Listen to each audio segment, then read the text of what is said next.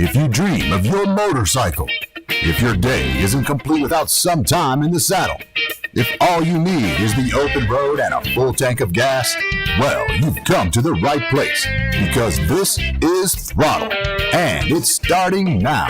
Here's your host, Kevin McKinney. Hello and welcome to Throttle, everybody. Hope you're doing well. I think we've got Larry and Tom with us today, and it's good to be back live, back recording. Tom and I had a little vacation that we'll probably spend the bulk of this week talking about. But for the most part, Larry, Tom, how are you gentlemen doing? Tom, how about you? It's been an interesting week, but it's all good. So yeah, it's we'll talk about what our weekend was last weekend on our little vacation, but weather in Georgia is absolutely gorgeous this weekend. This is the weekend that I should have been riding. So 50s in the morning, 70 during the day. It's been absolutely fantastic. And are you getting fall colors? I don't know. I'm colorblind, so I can't tell. I did the same thing in the mountains. What a shame. I said, I do like the color of the trees. He was like, I can't shades. tell. I'm like, oh, I forgot about I'm that. guessing there's different shades of green or whatever it is that you. It's all wasted on you. Absolutely. I have no clue as to what the whole what everybody gets excited about. Well, Larry, how's it over in your neck of the woods? Yeah, I'm doing good. Hanging in there. It's been a hot week here, so I did some running at the beginning of the week, but I didn't go out since then. But I have been getting out on my bicycle every day to get some exercise in, and next week I'm planning to go out on the bike, which is going to be cooler, and I will try to participate in the theme tag. I have an item in mind that I will be able to throw up on the theme tag game. So that's what I'm looking forward to this week. And Kev, how about you? Man, I'm doing fantastic. I've had a really exciting 2 weeks. I've got to coach this weekend. Had a really good class this past weekend. Managed to also get in over 200 miles just traveling to and from the class. On top of everything we did to the mountains and back. So it's just been really good. Been really busy. Getting back from a long vacation like that where you're out of work for. I was out of work for about 7 days because the holiday, the trip, and then I was at training, which I wasn't connecting and checking work stuff. It was just a virtual training, but it was 8 to 5 every day. So I had a lot to kind of catch back up on and get scheduled for this week. So that's kind of the situation. So it's going to be a lot of fun, I think, this week, but I definitely enjoyed the last few weeks. Oh, great. So what have you guys been doing the last few weeks? Well, last weekend was, I think we talked about it in previous shows, the meetup with the gang from Loud Pipes at Tellico Plains, Tennessee. So that was the fun part. Let me give you a little setup. So I think it started on Friday. So we met on Friday and everybody departed on Monday. So a 4-day weekend up there. So riding in Eastern Tennessee, Western North Carolina, Western North Carolina and North Georgia mountains. So all combined, we hit all of them. So I'll give my part first, and I'll let Kevin pick up from when he showed up. So I met up with a group for lunch in North Georgia on Friday at a place called Turner's Corner. And then we rode over Blood Mountain through Blairsville, and we're making our way towards Tellico Plains. At one of the stops, and the weather was fairly nice on Friday. There was no rain, a little bit of sprinkles. That's about it. So our group had I'd say a few drops.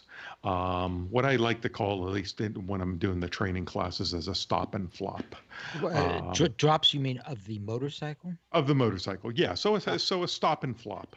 Now, the most entertaining one while we were heading to Tellico was Rich from Loud Pipes. I think 2 bikes back from him, and we stopped at a light, and he goes put his foot down, and apparently got his stirrup from his rain gear caught on the peg, and the bike started going over. So he put his foot down, and the bike kept going over. Now this is all in slow motion. And this all happened in about an 8 to 10 second period. And you see the bike slowly going over, and he's trying to save it.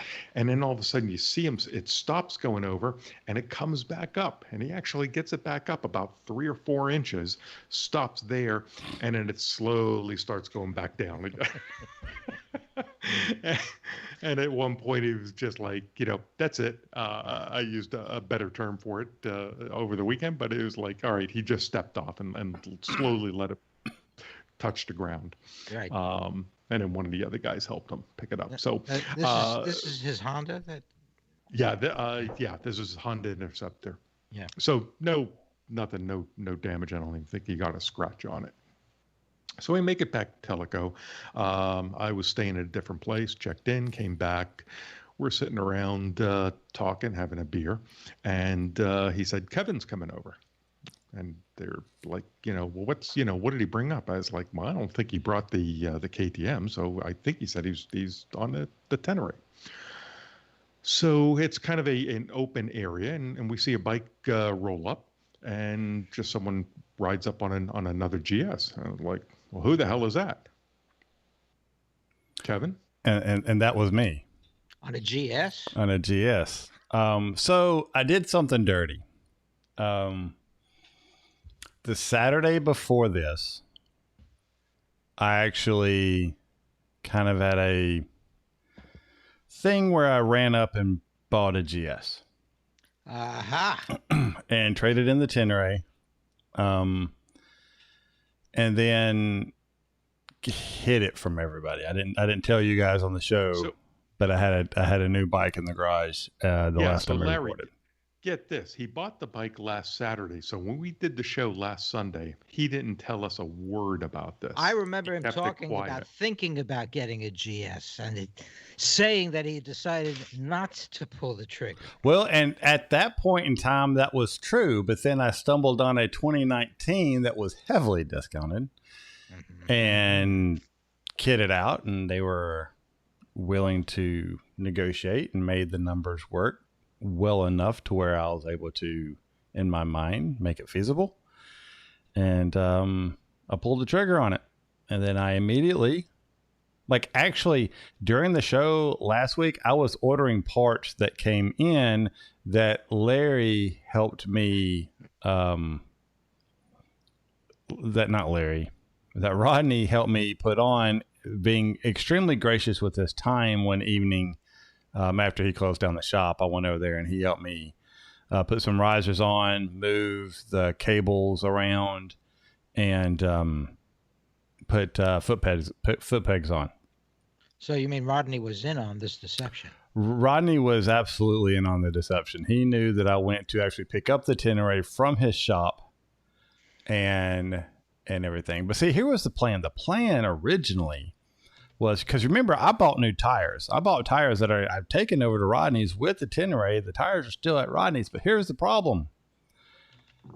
BMW changed the tire size, and I wasn't paying attention because I was always like, oh, the tires, they had the same tires. It's no big issue. I know Rodney's talked about putting on my old tires before. Well, when 2018, I think it was, they changed the rim size. Actually, it went back with the wet head several years before. But yeah, it's a different setup. Yep.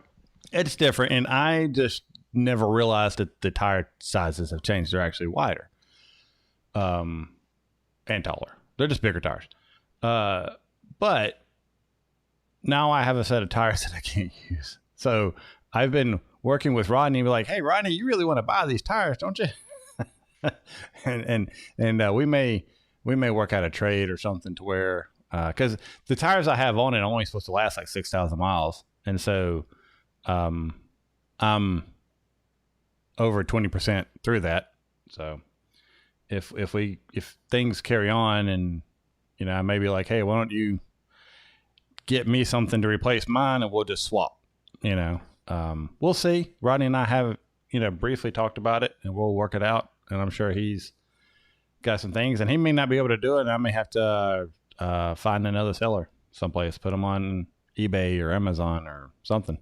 So we'll see. So tell us a little about the bike. Is this the model with the new variable cams or whatever that is? It is. So this is a 2019. The variable cam started in 2018 and a half, I think. So this is a 2019 model. It's blue. Not my favorite color, but it's growing on me. The red ones I think stand out a little bit more. I'm a red bike guy anyway. But it's blue. It's got in the U.S. Most people who order from BMW and they get their bikes in, and what BMW ships over here, I guess would be better to say, is more of the premium models. Or so they've got a lot of the bells and whistles. Not every bell and whistle, but a lot of them. It does have a GPS. It does have metal boxes that were kind of already on it with the rack, and they discounted some of that stuff a little bit to help me get it. And that's one reason it set so long is because they were telling people it was a package deal. They didn't want, they wanted it to sell because what happened was that somebody came in, spec'd out the bike, and then there was an issue in the final checkout with like the front brake caliper or something. And that was going to take like a month to repair. In the meantime, this guy decided, I'm just going to buy a GSA and that's it. So that's funny. By the way, Rodney says the blue ones are faster and handle better. Well, I mean, he knows he has a blue one and he knows. So I trust Rodney, and I've seen Rodney ride on that blue one before, and it sure rides fast and seems to handle a lot better than my Tenere did. So, but it's got cruise control, right? It has cruise control, heated grips. It's got auxiliary lights, which didn't work on the trip, and would have been very handy at several points in the trip that we'll talk about shortly. But the luggage racks and everything, and what really helped me out was when the 2021s were announced. The 2021s have a couple extra features that a lot of people are going to kind of want, and they're also not making any more 2020, so you can't get any 2020s. So the 2020s that are here are the ones that's going to be here, and then nobody's supposed to get any more. That's what I was told. Why is that? Well, they were shut down, and they're trying to get the 2021s out. They've already got some 2021 models being delivered, and so they're, instead of making 2020s, are making 2021s. And so the new shipments of 2020s just aren't happening. And the way that BMW runs their factory typically is their model year production ends at the end of July. They typically take the month of August off, retool, and then the next model year production begins September 1st. And we have a Mercedes-Benz dealership nearby, or manufacturing plant nearby, and they do the exact same thing. July is almost a month-long vacation for most of the people there if you're not in part of the retooling process. So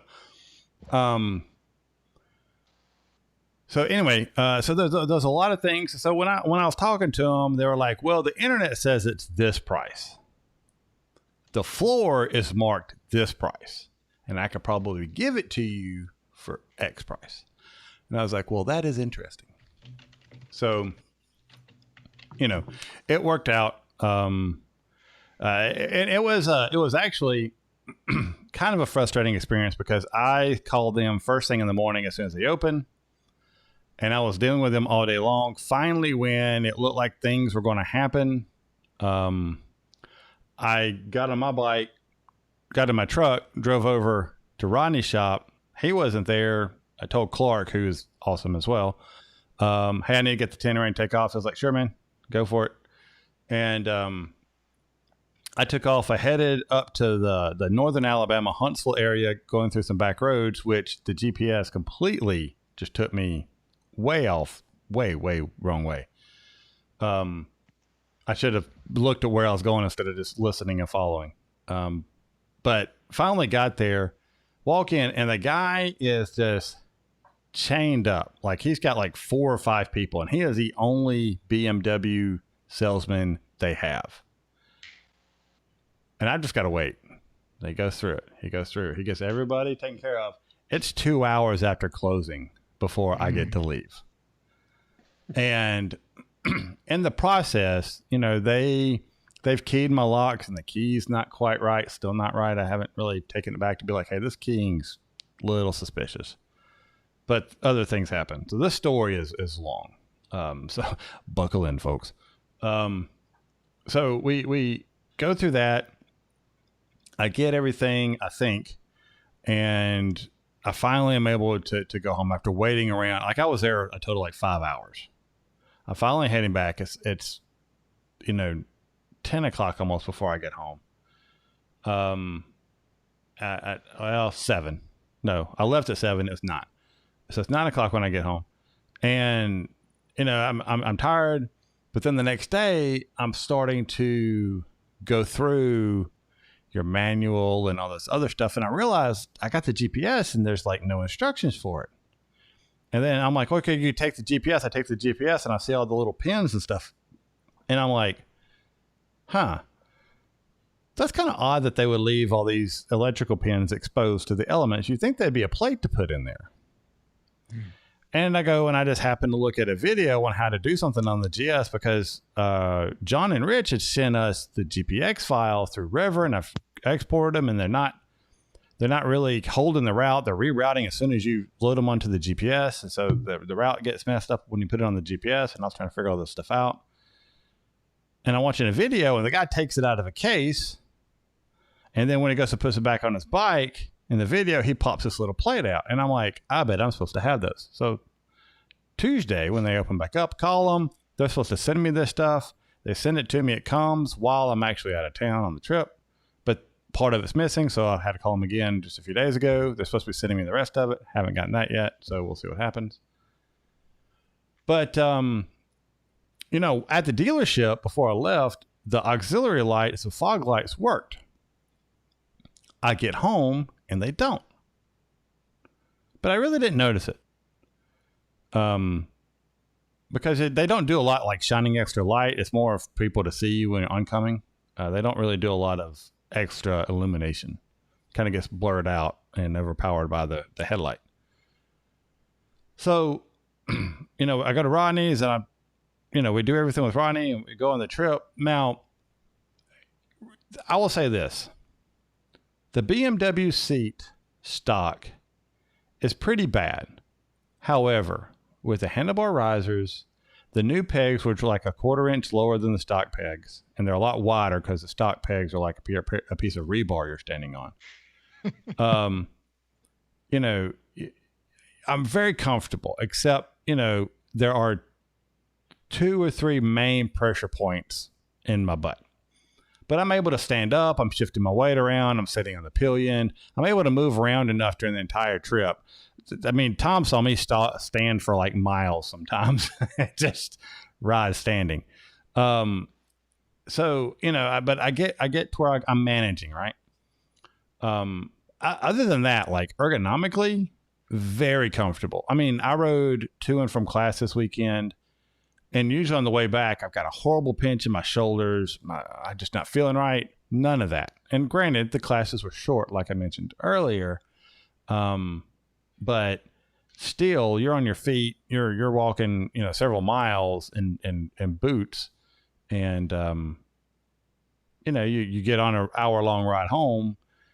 And when you get home, it's just like, do I have time to take around a couple of roads? I mean, I was wanting to ride more. And usually it's like, I just want to get home and relax. Different. So I'm loving the bike. I mentioned to Tom several times how much I love the bike. I love having the as much low end as it has. I like having the option to turn off the ABS, all the different riding modes. I mean, rain mode is just about as peppy as the Tenere was stock. What I had, just what I rode on it all the time, and just its normal street mode, right? The Tenere Sports mode is a far underperforming compared to the BMW's Dynamic Pro. So, it's got a lot more options and availability to it. And I can say that it handles great in the wet. We'll get to that in a second. So, that's kind of the bike. I've loved it so far. I did have a couple of issues though. The first issue, the day we're leaving for the trip, I throw a leg over. I stand the bike up. I sweep the side stand. I move back to my left leg. Anybody that might have been following the podcast since day one might know that I've got really bad knees. And from time to time, they just like to be like, yeah, I'm not working right now. This was one of those moments. So my leg goes out as the weight shifts back over to it, and the bike falls over on my leg. I'm strewn out over lawn equipment, and my leg is torqued and turned and hurting in my knee severely bad. My wife sees it and runs over and, bless her heart, does her best to help me pull the motorcycle off of me. We stand it back up. I'm hobbling around, and I'm immediately thinking, I'm making this ride. She's like, you can't even stand. How are you going to make the ride? I was like, all I've got to do is get on the bike, and I can get on this bike. Once I'm on the bike, I'm good. I'll manage if I just got to be able to get on the bike. And, she doesn't, I think she could just tell that nothing, no matter what she says, is going to stop me. So she's like, okay, let's go. And so, because we kind of traveled separately up there. We stayed in the same place, but I did my thing, her and the kids did her thing. And then at the end, we kind of did a family day and a half kind of thing. So, that was drop number one. And I had the Tenere for years before I got a drop because of my knee, but for years. And I've had the BMW for like a week, literally. And so got a drop, stand it up, get her to help me maneuver it out of the garage, around all the vehicles, take off. And I'm going down the road, and Rodney, help me.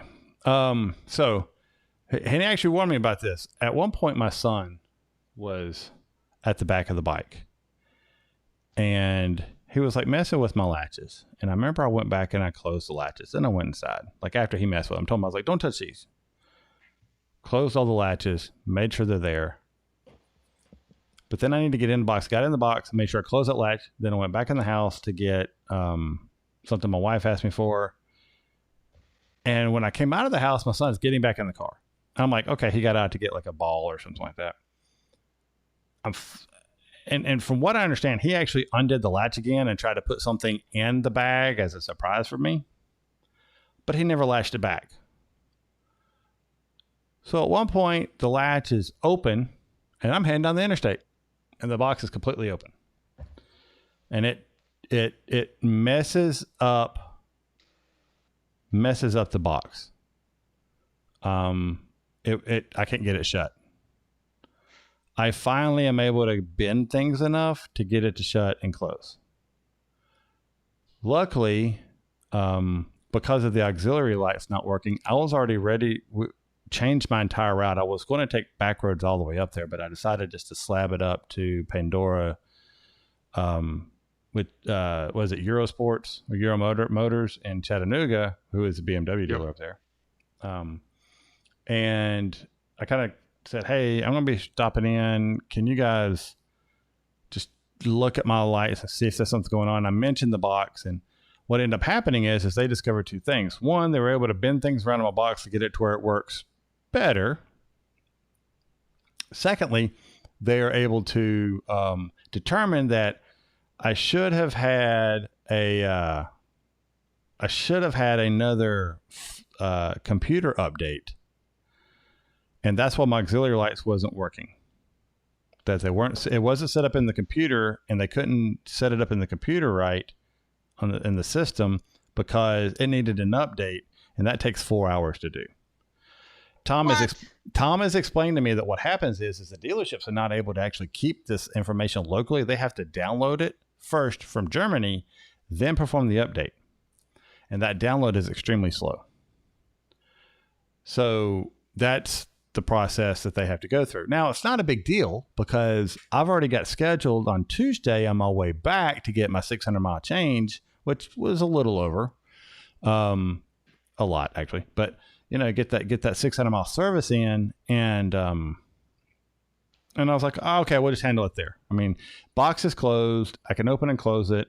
The key doesn't really work. So one side I don't lock. At the end of the trip, I've got one side on each box that I can't lock. They have to stay open. Cause the lock just doesn't work. And so, I'll get that fit just later. But I'll get that handled. And sure enough, on the way back, I stopped in, got the oil change. They got everything updated. They fixed the other box that I had dropped when I dropped the bike again later because of a dog attacking my motorcycle. Literally jumped off the ground and attacked the front of the motorcycle. I dropped and the box got kind of being out of shape there. So 2 drops, had the bike a week. Whatever, right? It is what it is. It's a GS. I'm planning on having the bike for a while. But let's get back to the trip. So that's all about the bike, right? And so far, loving the bike. Rode it today. Ready to ride again. I mean, I rode it. I rode I think 5 days straight for over 100 miles each day, and sometimes over 2. And when I got back home the next morning, I was ready to go riding another 100 miles, and it felt weird that I didn't. I don't know if you were like that, Tom, but I was like, I want to go riding again. As long as it wasn't raining, I was fine. Yeah. And I'll talk about that when I, got to my Monday ride back. All right. So that's the bike, and we won't talk much more about that, but, well, congratulations. Thank you. Appreciate it. One retirement and one new bike. How exciting. So, okay, let's talk about you want to talk about the trip? Yeah. So I get there and Tom's there and he's like, did you just ride up on a GS? I was like, yeah. And I think initially everybody thought I rented it.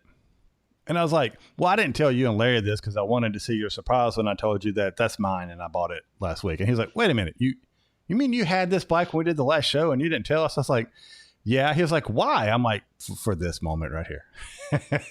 The look of shock on his face was priceless. Mm-hmm. And it was well worth it. And I enjoyed every moment of it. But, so we got together, we hung out for a while. We just, chatted for a bit and just, we were there for quite some time.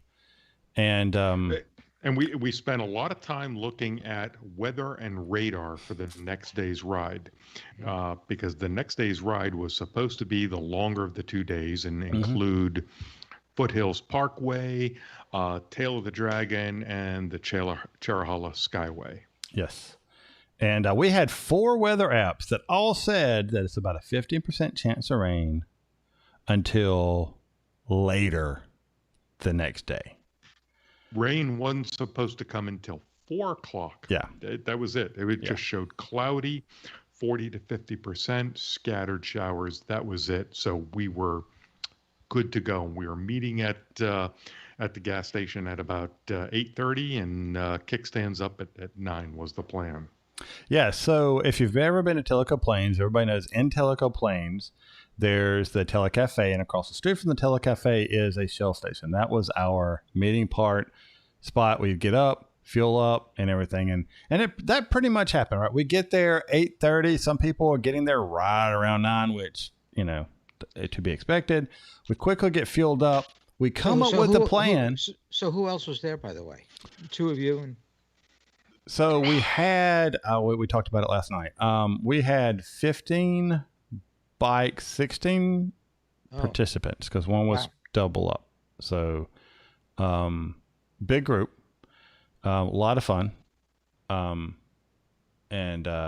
I don't want to go through everybody's names because I will forget somebody, and I don't want to do that. Yeah. Um, And the idea was that they were going to split this into two groups and have different leads. But given the potential for the weather, and I say potential because wait for it, they decided, okay, let's just ride in one big group. and that actually So, yeah, changed we on the did fly, to be fair. Yeah, I mean, yeah. that was an audible. I actually know the exact moment that decision was made, but just because of what happened. So, Well, because we're gassing up. I mean, I think I Mhm. got there first, and John did from Loud Pipes, Yep. and so we got there at 8:30, gassed up, put the bikes, out where everybody could see and come, and about 8:40, 8:45, the skies opened up, Oh, and it just starts pouring. well, okay. Well, I mean, hold on. It started raining, but it was really a light rain. It wasn't pouring. It did get got to heavier. pouring later. So because there's definitely a difference between what we went through later versus this. This was just rain. This was like, okay, it's raining. We're gonna get wet. We should be able to get out of this before too long. I mean, everybody's pretty confident that we'll ride out of this. It's not gonna hang around too long. We were wrong, but but we had two groups. We had Rich, then me, and the second group we had Rich, me, Tom, I think Dave, Bacon was Rico, in the back. and two others, and can't remember who was back there. Alan Alan, from Yep. yes, and then we had several in front of us in the first group, and so Rich was leading the second group. I was right behind him. And the plan was to have two groups and have them kind of separated by a little bit, right? And they're riding their own stagger. They've got their own blockers. They've got everything separate, right? And everybody else is on Cena's. Tom and I are the only guys cool enough to actually rock the Cardo. So we were talking to each other, but we had no idea what anybody else was talking about. But we had a good lively conversation. And for pretty me, much this was the entire time. this was the first time that we hooked up the Cardos on their mesh network, and I will say, the Cardos worked flawlessly, switching between intercom and music and hooking up every time we turned them on throughout the whole weekend. Yeah, there was a couple times that I could tell that Tom forgot to put his antenna up because he'd get out of the letter front of me, and because his head would be he'd be in a turn and his head's kind of between me and the antenna on his mic. It'd get just a little staticky. I could still hear him, but just a little staticky. But his antenna wasn't, Yeah, I and always raised. forget it to put that thing up because it looks really dorky with the antenna up. Not that, It does, that but really I matters. just started every time I walk by him, I just knock it up. And then, so we leave out of the gas station, right? And we're heading out, and we're heading up. You'll know the roads, so you fill it in, Tom. But we're heading out towards the kind of the top of the Dragon area, Yep. So out of Tellico, we took 360 north, and we were going to get to where the top of the Dragon is. There's a lake up there, and I do forget the name of the lake, but that's the beginning of the Foothills Parkway, where you can jump on that and head north. But we stopped at a restaurant, and the reason we stopped at a restaurant is because it was raining on us. It wasn't sprinkling; it was raining, but it wasn't like coming down, like, oh my God. And then, like Tom's like, man, these drops seem to be getting huge, and I'm like, well, watch. Every time I go in the trees, big drop, big drop, big drop, and you can just hear it thump, thump, thump, thump. And then we come into a clearing, it's like little drops, and it's just like, And those are my sound effects for the day. And trees so it's like I was there. yeah, obviously, and so And so the plan was to just hang out. This was our lunch stop, but we got Yeah. there at 10 a.m. We're passing it by. So the plan was, okay, let's just sit here for an hour. It looks like from radar that this current storm is gonna pass us through, and we might get an hour or so of dryness out of that. So, and it was pretty accurate. We waited there for an hour. And it was good to catch up with some people, talk to some people that I hadn't talked to in a while. I got to catch up with Chad, who used to be a patron. Just got to check up with Dangerous Dave. and catch up with him. And he and I had several long, great conversations just about all sorts of stuff. And just reconnect with a lot of people that, we've just drifted apart over time. And the guys from Al Pipes, and meet some new friends and talk to some of them. I mean, it was a great time every time we just hung out and had a chance to chat. But so we get through with that. Everybody's gearing back up. We head through the Foothills Parkway, right? That's what it's called? Yep. Okay. We go, which is a fantastic road. I had a ton of fun on it, even in the wet. I mean, guys, I had a blast in the rain. It feels like you can go do this trip right now and do it again in the same conditions. I would go. It was fun. I enjoyed it. Now I would be more prepared a little bit, but so we did the foothills. We get back to that little restaurant, right? It's a little barbecue place. Was their planned lunch stop, and I will got to hand to the guys at Loud Pipes. They had these routes so set up where they had timing where they knew exactly where their stops were. They knew where their gas stops were. They knew what time lunch was going to be. And then everything was timed, and they've run these routes and tested them out. So I got to hand to them the planning that they did was fantastic. Yeah. And we got back to the restaurant, even with our hour delay, right at about 1 o'clock. So a little bit late, but dead on. Well, but we stopped we stopped just short of that, right, Tom? Because what we saw was John, who was leading the entire day. This guy was leading through a lot of conditions. Like when we went through the Foothills Parkway, there were times where we had to turn on our flashers. And the reason we had to turn on our flashers is because you couldn't see the bike in front of you. And we weren't riding that far apart. It was just soup. And, the way you could tell a turn was coming was because those lights went that way and didn't drop off the edge of the earth. They just kept going, And you're saying it was that fog, or was that the rain that was obscuring? That was fog and clouds. Yeah, because as you get up to the northern part of the Foothills Parkway, there's a couple of nice bridges that kind of go out between the mountains, and you have like these spectacular views of the North Carolina mountains. We saw nothing. You just white.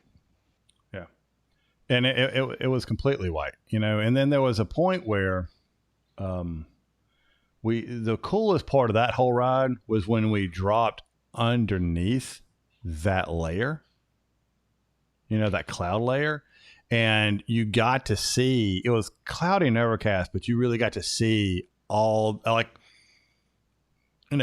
for me, it was like, oh wow, that's awesome, and all the little wisps of clouds and stuff. And Tom's like, oh, you should sit on a bright day. And I'm like, well, this is good enough for me right now. I'm very content, and I'm happy with this.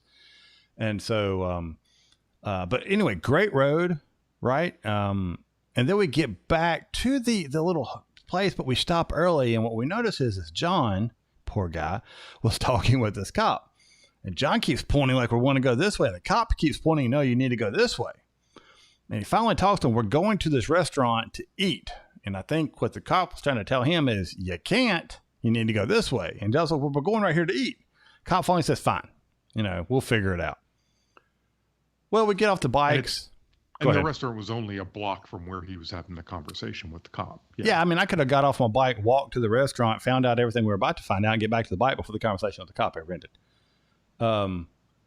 So we get to the restaurant, we get off the bikes, we basically have just enough time to take helmets, gloves off, unzip our jackets, turn around, and they're like, hey, there's a tree branch that's down over a power pole just up the road, and it's got the road closed and blocked. It'd take about an hour for them to fix it. And then we're like, well, are we going to eat first? And they're like, well, we're like, great. Let's just have lunch here as planned, and then we'll continue on. No. Wait, we can't do that. Can't do that because that was just happened to be the power pole bringing power to the restaurant. So they have been without power for a while. And he's just like, guys, I'm going home. Okay. Because apparently right after we left earlier, this happened. And we're at this point, we're on the far north side of Highway 129. This was basically your lead into we had just passed this place, so it's your lead into to the Dragon from the north side. There is not much out there. In fact, there's nothing out there. So we again handed it to John, had a little bit of an audible, and found a new place to go to. So we went up about 20 miles away. Don't remember the name of the road. There's a little piece of place that they hadn't had before that was very good. They just weren't prepared for somebody of our size of 17 people with 17 different orders or 15 different orders to come through. So it took a while to get the pizza. So lunch was about 3 p.m. Yeah. Yeah. At this point, it's about 3 p.m. But we eat, and, you know, it's like decision-making time, because some people are just like, I've had it with the rain. I'm done. I want to go back. So one group, like 3 bikes, goes back. And we're talking about doing this one plan. And one of the plans was, okay, so we're going to ride down the Cherahalla because it'll at least be dry because the rain's not going to hit it yet. We'll get to the Dragon. If the Dragon's closed, when 129 is closed, we'll turn around and go back down the Cherahalla, most likely in the rain, and go back to the room. That was like a very long ride. Like that, like it will be after dark before we get anywhere close to being back. Okay. Really glad we didn't do that. And then I was sitting there, I was like, personally, I really want to do the Dragon. I was like, I came all this way. I know tomorrow we got different plans. Some people are already talking about not riding tomorrow. I'd rather go straight to the, just ride back to where we came. If it's closed, just go back to the campground. If it's not, we ride it, take the Cherahalla back, good to go. So we get there, right? And that's kind of like everybody's like, that's probably the best thing. We find out quickly, we can go back, and I think everybody will be okay with that. The Cherahalla and the Dragon will just do another day, maybe tomorrow, or we have a special trip for tomorrow. But we ended up going back and just trying it out. Impromptu drag race breaks out that I completely miss, and I think Tom misses too, because I was stupid enough to not be paying attention to everybody else and took off my gloves. And so they're all leaving, and I'm trying to get my gloves back on. Of course, this is a moment where, you know, I'm not able to put wet hands in wet gloves, and so it took me a while. And you know, so, you know, I'm taking off down the road, catch up with them. We get to the Dragon, no cop. Yes, we're all happy. We go about a quarter mile and we stop. And we're like, you just see everybody's heads roll and just like, are you kidding me? Right? We didn't have to be on comms with them because we knew exactly what they were thinking. But Tom, I believe I don't know if you pointed it out to me that you can see the cops, the flashing lights through the trees. We got talking about that. I mean, we were like right there, like the cop car's right there. Some big trucks roll through. We're like, oh, hey, we're about to move. Here's all these big trucks coming out. I mean, we're kind of creeping up and traffic's coming the other way. Okay, hey, this isn't that bad. Foreshadowing, it's not great. We get to where we see what the issue is, and it's not the tree that fell. It's a car that apparently waiting on something died, and the state trooper is trying to jump the car and get the battery charged on the car to get the car started.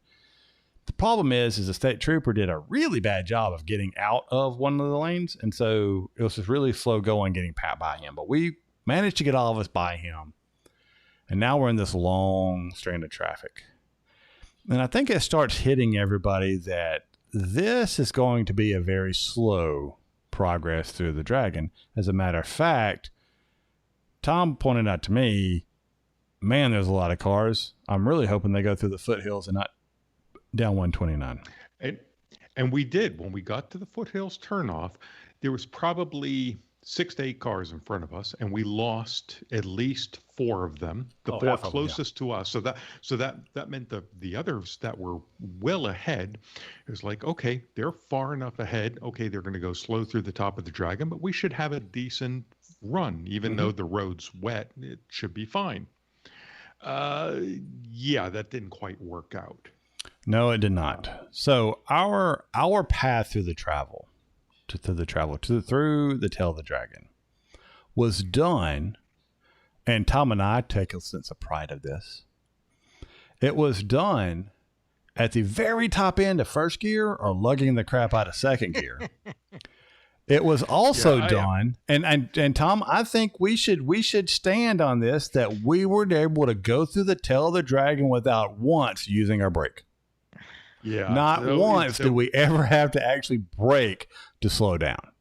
I've run the tail of the dragon dozens of times, and we're coming from the north and south. So for the most part, you're coming down the mountain, south to, or north to south. And I have never run that road without having to use my brakes.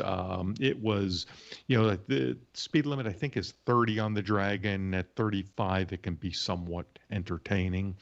At 15, sometimes even 10 miles an hour, it is a long, slow slog through curves. Was it still raining? Yeah. Oh, yeah. Yeah. Oh, yeah. Yeah. It didn't rain. And I've done the dragon in the rain before and could still keep a decent pace. This was just, it was, I don't think I leaned the bike in the curves. I'm not sure if I did. Well, and see, here's the thing is when you came across the camera guys, right? Dragon, the Slayer and 129, all these people, right? You tried to lean the bike over. But you were going 15 miles an hour. It's like, okay, and it's like, I hope this guy gets it, and you're over like for half a second, and then you got to stand the bike back up because you're about to just turn too sharp.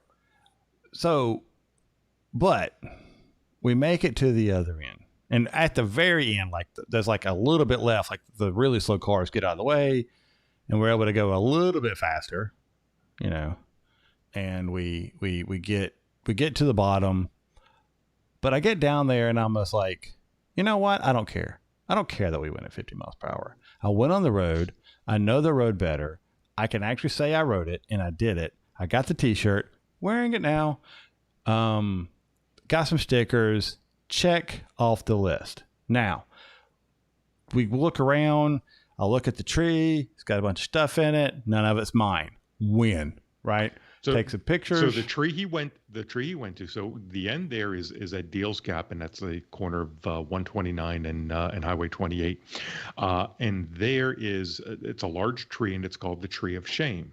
And hanging on the tree is just hundreds and hundreds of pieces of motorcycles donated from those that have crashed on the Dragon.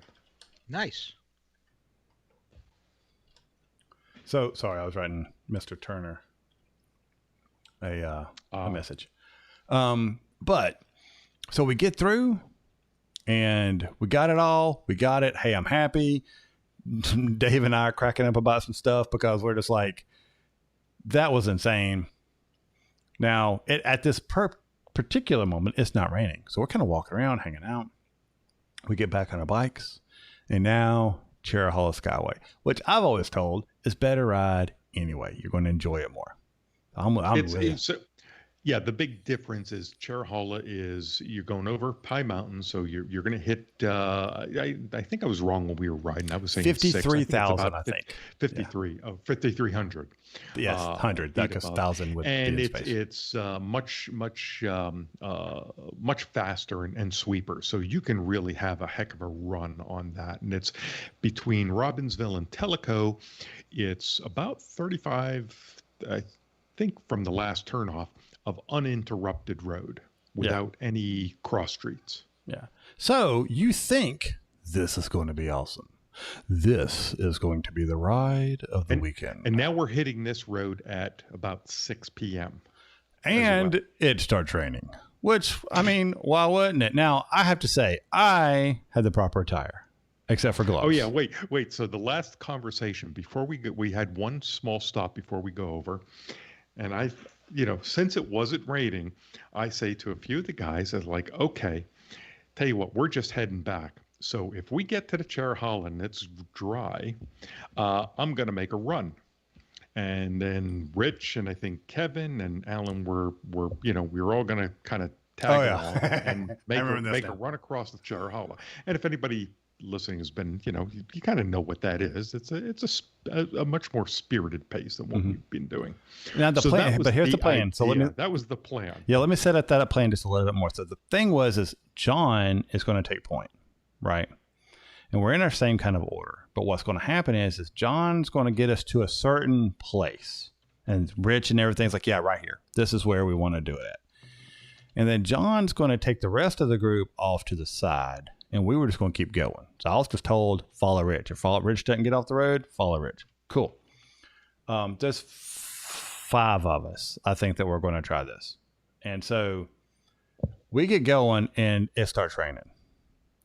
And I'm not part of the comm systems, but it's very quickly determined, I think, by everybody, I'm not going to be pushing it too far.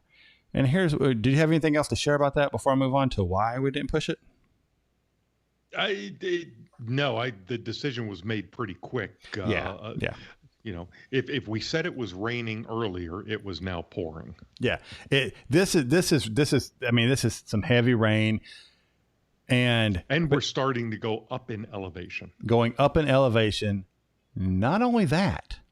And the sun's going down. The sun is going down.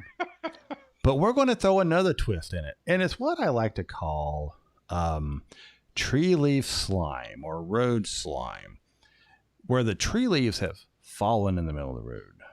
And it's been rained on, and they've been crunched up, and it's been rained on. And they have made this extremely slick substance that takes up nearly 2/3 of the road in the middle and on the very edges.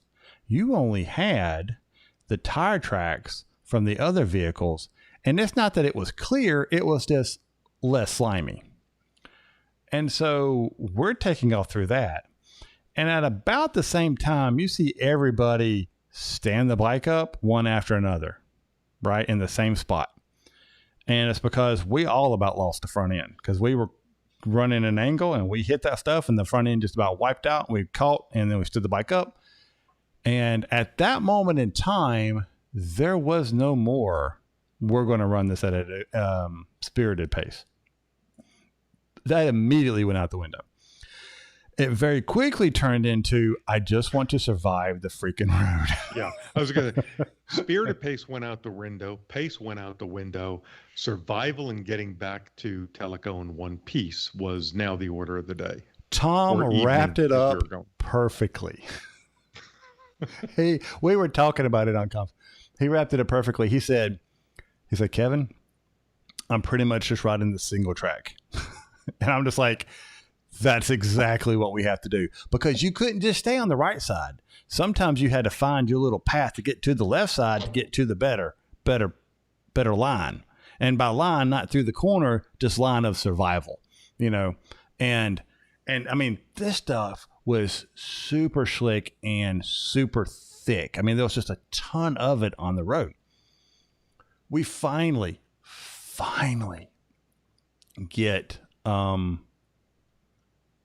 actually, by this point in time, I think when we left, it was Rich, you, then me. I was actually following you once we left the Dragon because I've had a feeling you two would pull away from me, and but I wanted to go a little bit faster than what we were doing. And so I was going to be at the back end of that. Well, behind me was Dave. Rico had to leave earlier in the day to go back for work, so he wasn't with us anymore. So it was Rich, Tom, me, Dave, in that order. And we were kind of pulling out the back. And so, sure enough, Tom's telling me, hey, there's a big stuff of it, communicating really well. But what I started noticing is Dave is falling further and further and back. And so I start telling Tom, hey, I'm going to fall back and make sure I keep Dave in my sights because he's getting further and further back. And, he's on a huge road glide and, it's not the easiest thing in these kind of conditions for him to ride. And Dave's a really good rider. It's just the conditions just kind of suck for him. Not to mention he actually has a open, what kind of helmet is that? It's a 3/4 helmet with a fixed full face shield that kind of curves. Yeah. And it was pretty much, You had like a fixed bubble shield on. Yeah, fixed bubble on shield. A 3/4 helmet. It kept fogging up on the inside to where he couldn't see at all. Ugh. And it had been treated, but I mean, he's pretty much almost riding blind at some points, and he's trying to clean out. He really slows down. I back up because I'm just like, I don't want anything to, if something happens to him and nobody's got eyes on him, then, And at that point, as we're getting up in elevation 4,000 or 5,000 feet now, you're in basically the clouds. The fog is so thick that, you got maybe 100, 200 feet of visibility. And it wasn't as bad as it was the first time, but with the road conditions, it was unnerving would be a good word. Flashers come back on for just a few minutes, and then we kind of dropped. We're in and out of the cloud layer. Just, about the time you think you need to turn the flashers on, you start coming back down, and then you go back up a little bit, and you're just kind of bouncing up and down. Is that accurate description there, Tom? Yeah, pretty much so. So I didn't realize you kicked back to relax a little bit. That's right. We're just trying to get back. Yeah. And like I say, it started getting dark, and all thoughts of stopping for dinner were out the window. Well, we didn't know that. Had a lunch. Well, because we had a combined lunch dinner at 3 p.m. So yeah. So we get back, and we actually we'll go stop right here for dinner, and then we pass it, and Tom's like, well, I guess we're not getting dinner. And I actually need to go to the restroom, so I pulled off and went to my place. I told Tom, hey, I'm heading to go use the restroom. I think Tom stops at his place, and after I use the restroom and I get a small bite, I head over to the campgrounds, and we just kind of hang out the rest of the night. Awesome, great hanging out with everybody. Had a very long conversation with Chad Rosenboom. And Dave and Rich and John, just a fantastic evening, and really enjoyed their company. And we're there till 10:30, 11ish. I'm there. I know you left out like 9:30ish, I think. No, Saturday I didn't even show up. That's right. I begged out. Once I got back to my room, got the wet clothes off, is like, yeah, I'm not going. Well, look, I stole the minivan that my wife brought, and went over in that because it was raining again, and I'm just like, I'm done. I'm done with the rain today. I need to travel dryly, I guess would be the word. So I get over there, we hang out, awesome, head back, and next morning, 9:00. Well, about this is Sunday morning. Sunday morning, yeah. At about 8:45, I get a text. Hey, we're getting up, kind of moving kind of slow. Which, given the amount of alcohol that was being consumed the night before, I'm not surprised. And I know several people declared, I'm not riding tomorrow. I'm just getting slammed tonight and chilling tomorrow. Cool, awesome. But there's several of us that were going to ride, so I get the text, hey, 10:00 at the gas station. Awesome. So I'm there, 10:00 at the gas station. Nobody's there. And then I get a text saying, hey, come on down to the campgrounds. Let's start trying to figure out what's going on. So I run down to the campgrounds, which is only just a few minutes down the road. It gave me a chance to get gas, which I needed. And day 2 starts. And day 2 is a little bit different. Day 2, once we get things put together, it's me, Rich, Dave, and Tom. And what happened is I wanted to go to Ball River Falls, but it's right there. Some people wanted to go another direction. I think Tom wanted to go another direction. Dave really wanted to go to Georgia. He's like, I'm this close to Georgia. I can check it off my list. I want to make a ride to Georgia. And it just, I heard everybody say earlier that 68 is a great road, and that's the road you take to get down there for the majority of it. And so originally it was going to be just Tom, Rich, Dave, and I going to Georgia. And Tom, I knew that's not really what he wanted to do, but he was gracious enough to lead and do that. And then I think it's still raining. Well, not at this time. Well, just get, not at this time. Don't get in front of us. Had we left right away when that decision was being made, we might have been dry all the way to Georgia, which is really only an hour and 10 minutes down 68 to we're going to head to Blue Ridge for lunch. So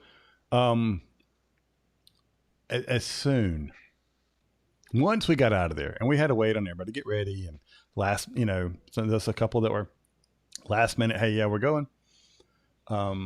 And then we helped, a couple of people load up their bikes and trucks and stuff. And we finally got out of there.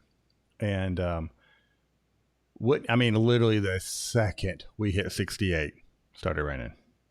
I mean, we're not. And then John joined us as well. He wasn't feeling the ride, and then last minute he's like, put his gear on and followed along. Yeah. And so, but he was doing he was sweeping for us. And so Tom's leading, Rich is behind him, then me, then Dave, then Dave and John were so close I didn't know who was in front, who was actually sweeping. But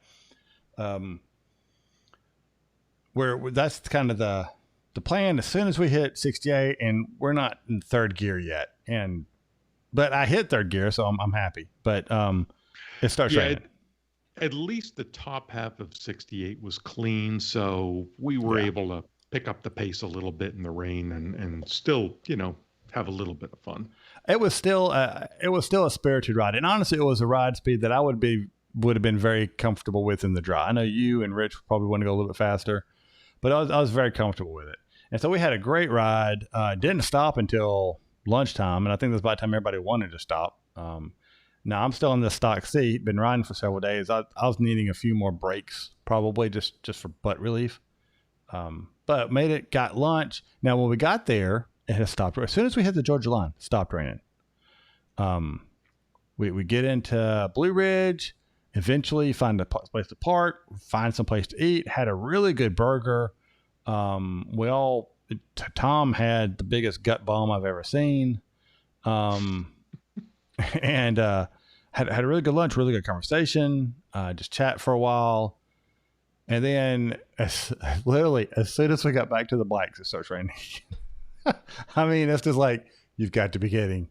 And so we get on the bikes, we head back out, and on the way back, we take a different route, right? Tom is leading. And now I actually know where, that's at one point where I'm just like, I know where I'm at, because my wife and I have history here. Long story, not going to get into it. But when we really started becoming really close, really strong friends, I went with her family canoeing on a river, and I was like, that's the Ocoee. I know exactly where we are. Which was really cool, because before then you could have said go home, and I'd have been like, please give me a GPS, otherwise I'm just going to head south. Yeah, so out of Blue Ridge we went north back on 68 a little bit up to Ducktown, which everybody really had a fun with that name. Okay, I got to know. There's also Turtletown there, but go ahead. I asked Tom. I was like, Tom, so imagine this. Everybody in this town is sitting together, and they're like, we need to come up with a name. And one guy goes, I got it. Perfect name. Ducktown. And everybody in that little community at the time went, oh my God, that is a fantastic name. We got to name ourselves Ducktown. I have a hard time believing that's actually how this happened. This is literally a one stop sign, one traffic light town. That's all it is, along the river. We went up, then picked up, for those, if you're following along where Kevin was saying, along the Ocoee, picked up 64, heading west it kind of goes along the Ocoee River. Where we're riding along is kind of a neat area. There are some rapids there, and it's where the 96 Olympics, they did all the kayak events right in this part. And the course is still set up there as a Olympic training ground. So that was kind of nice to ride along. Again, it's a single lane road, very few places to pass. It was a long, slow ride, lots of cars, lots of people sightseeing on that route until we got to a ways out. And I was going to take these guys a different route back on a road that I know called Highway 30. And it's a really nice, technical, twisty road that heads back up into Tellico. And so, and that's what Tom says he did. What Rich and I believe Tom did is this. He said, these guys they survived yesterday on the wet roads. They survived yesterday with the road slime in the middle of it.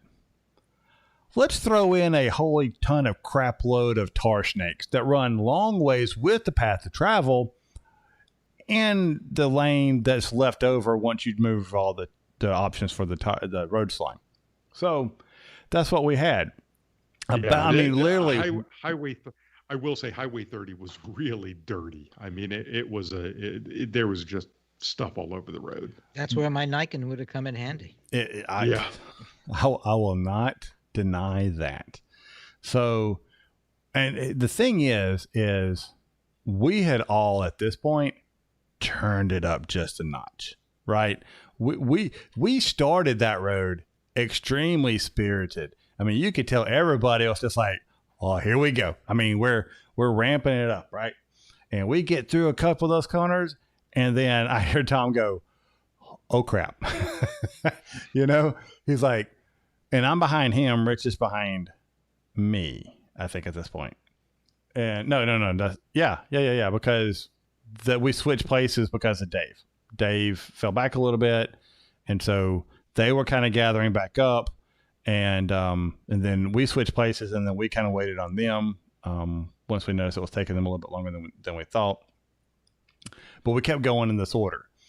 And literally, it was like, it would be a little section of this trash in the road and tar snakes, and then a teasing section of nice, clean, nearly dry road. And then crap again. So about the time you started kind of putting your guard down a little bit, it ramped back up.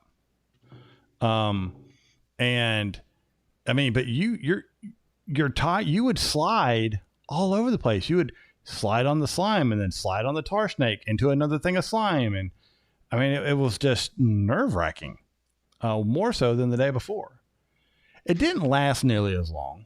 But I think it made us all just kind of say, we're not going to be running the speeds that we want to run now. And then we get to a neat section of this road that you're riding along, and there on the right-hand side, you got about maybe a mile of the road where it just drops off about 15, 20 feet. There is no side, there is no guardrail. Basically, there's your lane, there's the white line on the right-hand side, and there's a little cliff. So as soon as we got to the section, I just radioed back to Kevin, is like, don't go right. They left. Yeah, he's like, don't go right. And I got to tell you, I barely got it when he said it, because I was focused on, I'm heading in that direction. I'm only focusing on going straight without dumping my brand new motorcycle, which I can't tell you how many things I thought of. I don't want to be the guy who brings a brand new bike up here and totals it out. I don't want that reputation. So, and I think Tom led very well, because he judged the speed, and if there was a dramatic change, or because he knew the roads, he'd be like, hey, we really need to, slow down a lot. He was giving feedback even before we got to a corner that was extremely sharp. He was preparing for it to be an extremely sharp turn with crap all in the road, right? And there were several of them that we took, the turn before we were, laying the bikes over and having really spilled a run. And then, not 100 yards later, we're crawling through because it's mush and we just don't feel comfortable, right? We finally get to 30 something. What is it? 39 is 39. The main road that then took us back into Tellico. Yeah. We finally get to 39. Now, 39 at this point was nearly dry. It stopped raining. I would dare to say the sun was starting to peek through. I did see it at that point. There was a flash. Yeah. And we were seeing not necessarily blue skies, but not necessarily gray skies. It was just like that blue gray. Oh, when it's about to break apart, we were starting to see that brightening up a little bit. Clouds are thinning. And that was our spirited ride. Long sweepers, comfortable roads, freshly paved. And this is a road that I took in, so I'd ridden it 2 days before. And so I'm like, okay, here we go. And Tom's taking off. I'm right with him. And we're not doing anything crazy. Nobody's putting a knee down. Nobody's doing anything. Nobody's leaning off the bike, coming off the seat. We're all in the saddle. We're all standing on top of the motorcycles. But it was just a good accelerated change of pace. And it was a good wrap up for the ride. And we take it up. Wrap ups, just so you know, we're 10 minutes over our usual. Yeah. Yeah, I know. I'm trying to get to it. So we get back, and I'm sure everybody's tuned out already. Yeah, we've lost several of our live streamers. We get back, had a great ride. We chat, and I decide, I'm like, hey guys, I want to go to Bald River Falls. That's my last check in the box is Bald River Falls. So I get on my bike after we get back, run up to Bald River Falls. Tom, I think you went back to your room for a bit. Well, I hung out with the guys there for a little while and then begged out at that point. Yeah. Well, because we were going to meet for dinner later on that evening. So we just had a quick beer and then decided to, meet at dinner at like 7-ish. So I went to Bald River Falls, got there, did the typical guy thing, got off the bike, walked with waterfall, said, took a video, took a couple pictures, walked back to the bike. I wasn't there for 3-4 minutes. And one of the ladies, she was laughing at me walk by, and I just kind of smiled at her. And she said, "You didn't stay too long." I was like, typical guy, and she's like, yeah. So she just kind of acknowledged it. I was like, yeah, hey, yeah, there it is. That's water falling over a cliff. And I would have probably hung around more if other people were there, but it honestly was a little bit crowded, and you just kind of felt odd being the only guy there, kind of standing out in motorcycle gear and everything. So I got back to the room just enough time to just relax for a few minutes, and then met everybody at the restaurant. We had a great dinner, and that's kind of where we said our goodbyes and parted ways. And for me, the trip continued on. I traveled up to Gatlinburg the next day, picked up a lot of stuff I shouldn't have. Fudge, got some fudge, which was great. We ate the last of it today from Gatlinburg. If you've never had good fudge from Gatlinburg, I don't know what it is, but it seems to taste better than all the other fudge you can get. And I also picked up 6 jars of moonshine from Sugarlands. Like tonight, I've been working on the apple pie, Sugarlands Appalachian apple pie moonshine. Very nice. What I really like about this, not that you guys are in it for the adult beverage review, but it's really smooth. Once you get it in, swish it in your mouth, knock it back, swallow it. When you breathe in, you get a taste of like Granny Smith green apple. When you breathe out, you get like a strong hard caramel candy kind of thing. And then you're in and out, and that flavor keeps transitioning as you're breathing in and out until it gets out of your mouth, and then you take another one. But I've been enjoying it. I drank a lot of it last night, drank some of it tonight on the show. I've got all sorts of different flavors that I'll be trying out during the podcast in the coming weeks. And then rode back, stopped off at the dealership, got all the work I talked about earlier done. They were awesome. Went to the aquarium in Chattanooga while we waited, and then rode on home. Very uneventful. Honestly, the following 2 days plus all this were beautiful riding days. Perfect temperature, no rain. It's a shame we couldn't get it in the mountains. However, even though we had several bikes over the course that got dropped, in addition to the ones that we've talked about, even though we've had a lot of rain, everybody had a good time. Everybody made new friends. Everybody got home safe, which is the most important thing. For me, the rain, I still found quite a bit of rain on Monday heading home. I had these grandiose plans with everybody heading out. All right, so I'm in Tellico. So it's like I didn't have to be home at any particular time. It's like, let's go back over the Charahala. I was going to go back up the Deals Gap, make a few runs on the Dragon again, and then make my way home. North Atlanta, where I live, is about 2.5 hours from the Dragon or so. This was my grand plan because, of course, again, I was predicting no rain, and the Cherahalla was supposed to be clear on Monday. It was supposed to be a nice day. Yeah, not so much.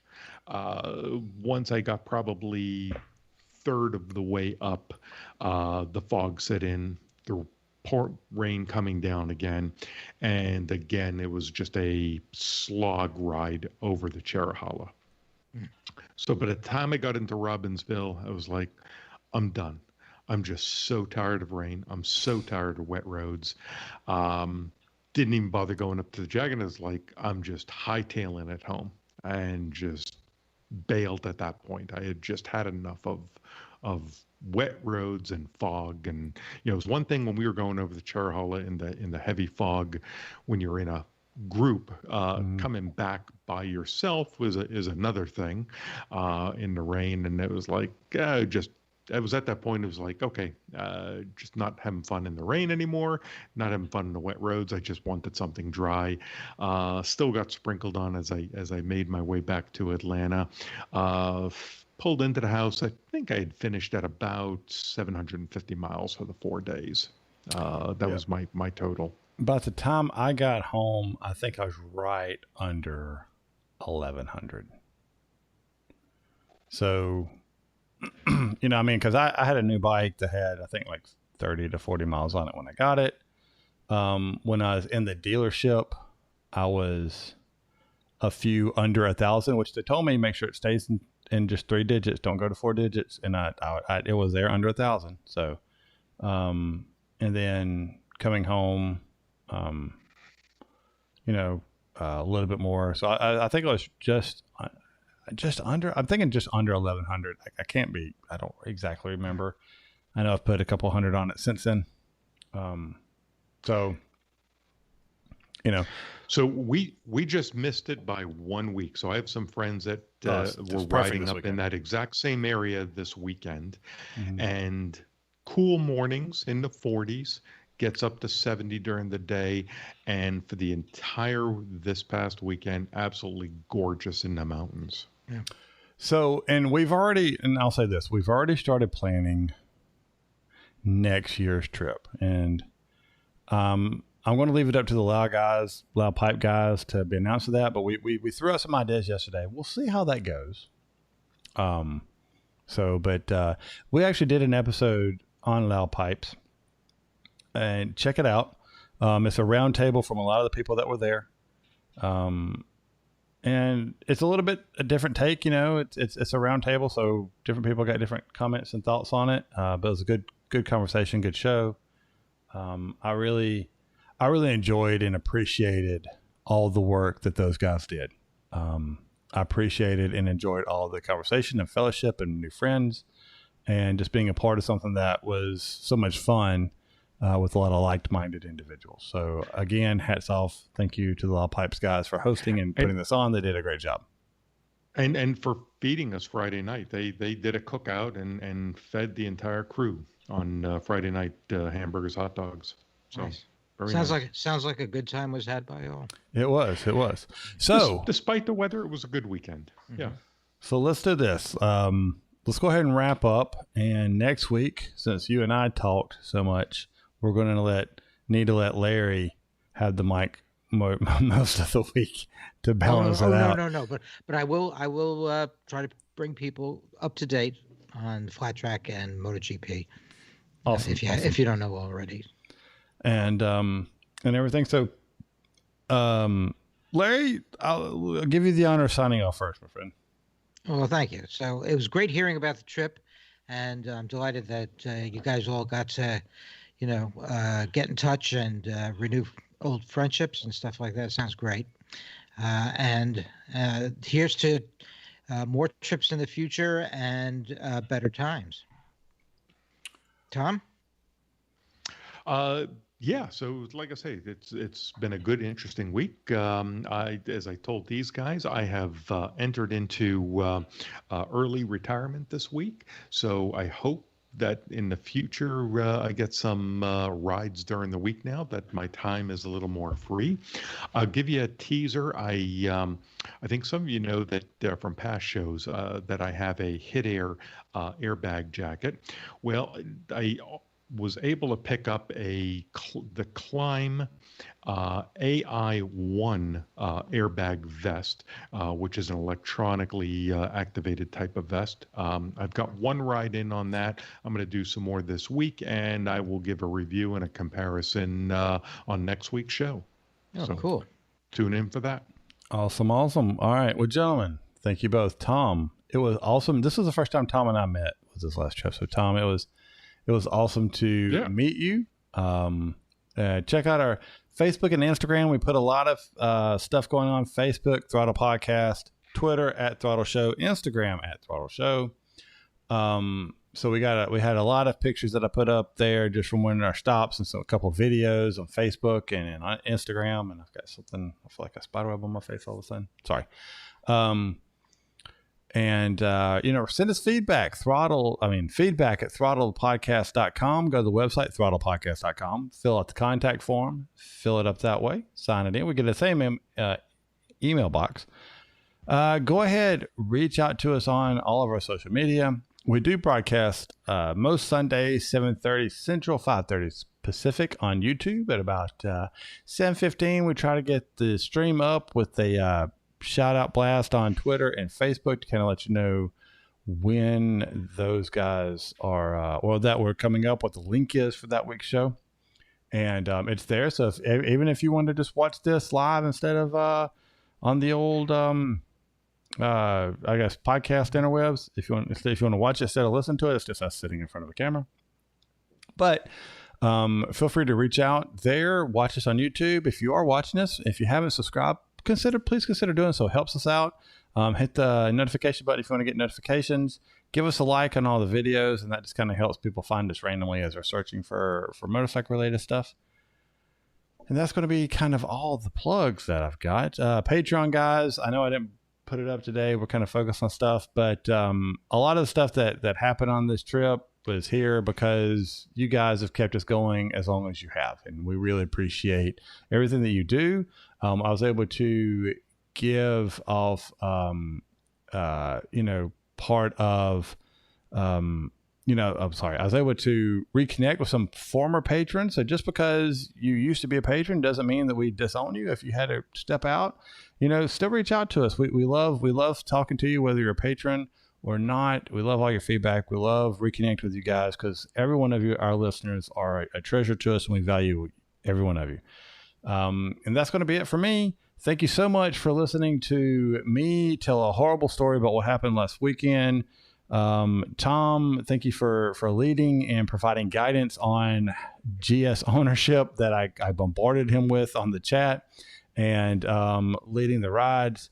Larry, thank you for being gracious enough to allow us to tell our horrible story of what happened last week. And I appreciate both of you guys as always. So if you're going to get out there and ride, everybody, ride safe. We'll see you all next week. Bye, guys. All right, and that's going to do it for the show. Everybody in the live stream, thanks for tuning in. We will see you all later. We're going to go ahead and bounce out. Take care.